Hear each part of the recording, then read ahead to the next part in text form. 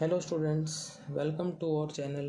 Students, आज हम class 6 English workbook HPSC का प्रैक्टिस पेपर 1 सॉल्व करेंगे। तो चलिए स्टार्ट करते हैं। Class 6 HPSC English workbook practice paper 1 comprehension. Read the following passage carefully and answer the questions. The trees and the axe, ये जो है पैसेज का टाइटल है। चलिए पैसेज को पढ़ते हैं। Once a man decided to make a wooden house. He wanted to cut down some trees to make the house, but he could not use his axe because it had no handle. So he went to the top of a hill where there were many trees. He said to them, "May I take a tree from this hill?" But he did not tell them why he wanted a tree. The trees said to one another, "Let's give him a little tree. Then he will go away and not ask us for anything more." So they gave him a little tree, and the man went home. When he got home, he made a handle for his axe. Then he went back to the hill with the axe. He began to cut down the trees. We made a mistake. If we had not let him have the little tree, he could not have cut us down. The trees said to one another, but it was too late to stop the man. अब है आपको क्या करना है, टिक करना है, tick the right answer. तो इसमें आपका फर्स्ट है A, the man wanted to cut down some trees. First option है to make an axe, second है टू मेक ए हाउस। तो यहाँ पर करेक्ट आंसर होगा टू मेक ए हाउस। आगे है who did he ask for a tree. Who did he ask for a tree. First है the hill, second है the trees on the hill. तो इसका राइट आंसर होगा the trees on the hill. Who did he ask for a tree? Correct answer will be the trees on the hill. Second है state whether the following are true or false. A में है the man told the trees why he wanted a tree. The man told the trees why he wanted a tree, तो ये false है। B में है the trees gave the man a little tree so that he would not ask for anything more, ये सही है तो true हो जाएगा। थर्ड है complete the following sentences. A में है the man used the little tree to dash है make a handle for his axe. The man used the little tree to, man ने क्या किया, उस लिटिल ट्री को किस चीज़ में यूज किया, अपनी कुल्हाड़ी के लिए हैंडल बनाने में। Be the trees stop the man from cutting them down, true और फॉल्स। ट्रीज ने मैन को स्टॉप किया उनको कट करने से, क्या ये ट्रू है फॉल्स है? तो ये फॉल्स है। अब चलते हैं फोर्थ वन पर। यूज इट और दे in the blanks to complete the sentences. The underlined word in each sentence will help you choose the correct word. First is Shamala has a farm dash is pretty and big. तो श्यामला के पास एक farm है और वो pretty है, सुंदर है, big है, बड़ा है, तो इट आएगा, it is pretty and big. Second है the children are playing in the park dash are making a lot of noise. बच्चे पार्क में खेल रहे हैं और वे बहुत शोर कर रहे हैं, तो चिल्ड्रन से हो जाएगा दे।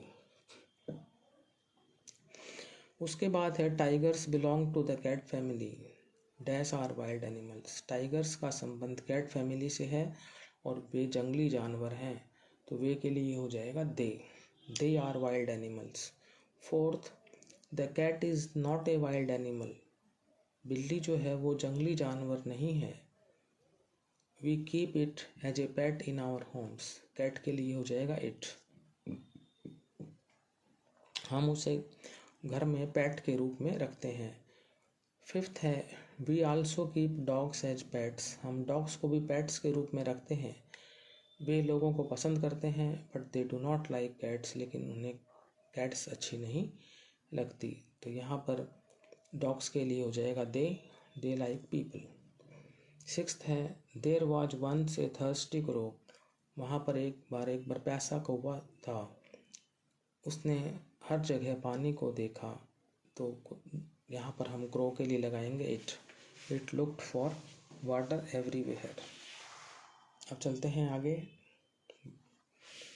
Fill in the blanks, choosing the correct preposition from the blanks. First है there is a little kitten dash the school, bracket में है अंडर और इन। स्कूल में एक लिटिल किटन है, किटन जो है बिल्ली का बच्चा होता है। तो यहाँ पर ऑप्शंस हैं अंडर और इन, आंसर होगा आपका in. There is a little kitten in the school. Second है आपका the lion is dash the cage, आपको दे रखे हैं ऑप्शन अंडर और इनसाइड। जो शेर है वो पिंजरे के अंदर है, तो अंडर और इनसाइड है तो इनसाइड आएगा, क्योंकि वो तो अंदर है पिंजरे में, नीचे नहीं है। अंडर का मतलब होता है नीचे और इनसाइड का मतलब होता है के अंदर। तो the lion is inside the cage. Third है ही लिव्स डैश लंदन, आपको ब्रैकेट में दे रखे हैं ऑन और इन, वह लंदन में रहता है, तो he lives in London. Fourth है the girl is standing dash the tree, behind और इनटू दे रखे हैं आपको। तो the girl is standing behind the tree, लड़की जो है वो पेड़ के पीछे खड़ी हुई है। तो स्टैंडिंग का मतलब खड़े होना, तो बिहाइंड और इनटू दे रखे हैं। फिफ्थ होगा आपका the aeroplane is flying dash the हिल, हवाई जहाज पहाड़ी के ऊपर से उड़ रहा है। आपको गिवन है अबाव और ऑन, तो यहाँ आ जाएगा above. Sixth the cat jumped dash the well, among और इनटू दे रखे हैं। The cat jumped into the well, बिल्ली जो है कुएं में कूदी, तो इनटू हो जाएगा the cat jumped into the well. अब है आपका write a paragraph on my grandfather. Write a paragraph on my grandfather, अपने जो है यानी कहने का मतलब ये है कि मेरे दादाजी पर एक पैराग्राफ आपको लिखना है। Right a paragraph on my grandfather, मेरे दादाजी पर आपको एक पैराग्राफ लिखना है। तो आप अपने दादाजी पर लिखेंगे, हर एक बच्चा जो है अपने दादाजी पर लिखेगा, अपने ग्रैंडफादर पर लिखेगा। तो माई ग्रैंडफादर में सबसे पहले आप ग्रैंडफादर का नेम लिखेंगे, फिर उनकी एज लिखेंगे, फिर ग्रैंडफादर का एड्रेस लिखेंगे, फिर ग्रैंडफादर्स का जो है आप नेम लिखेंगे, ग्रैंडफादर का ऑक्यूपेशन लिखेंगे, व्यवसाय लिखेंगे, ग्रैंडफादर की हॉबीज़ लिखेंगे, फिर जो है आप ब्रदर एंड सिस्टर लिखेंगे कि उनके जो है कितने ब्रदर सिस्टर हैं, और फिर जो है यानी कहने का मतलब ये है कि आपके दादाजी के क्या हॉबीज़ हैं, क्या शौक़ हैं, और मान लो ब्रदर सिस्टर आपके हैं, उनके बारे में आप लिख सकते हैं। Why do you love and adore him, आप उसको क्यों प्यार और प्रशंसा करते हैं, प्यार करते हैं।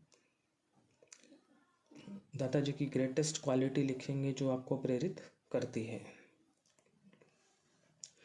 तो यहाँ मैंने आपको एक सैम्पल पैराग्राफ लिख रखा है, यहाँ से आप हेल्प ले सकते हैं। My grandfather's name is Shri Suraj Sharma, he is 65 years old, he is very caring, his hair has turned grey, He is very sweet. He goes out for a walk early in the morning. His hobbies are gardening and watching new channels. He always tells me about his experiences of life. He goes to temple daily. He has great love for me as well as my younger brother and sister. I love and adore him for his kindness and politeness. He is an honest person. His greatest quality which inspires me is that he is always ready to help the poor and the needy. May he live long, भगवान उनकी आयु जो है वो लंबी करे।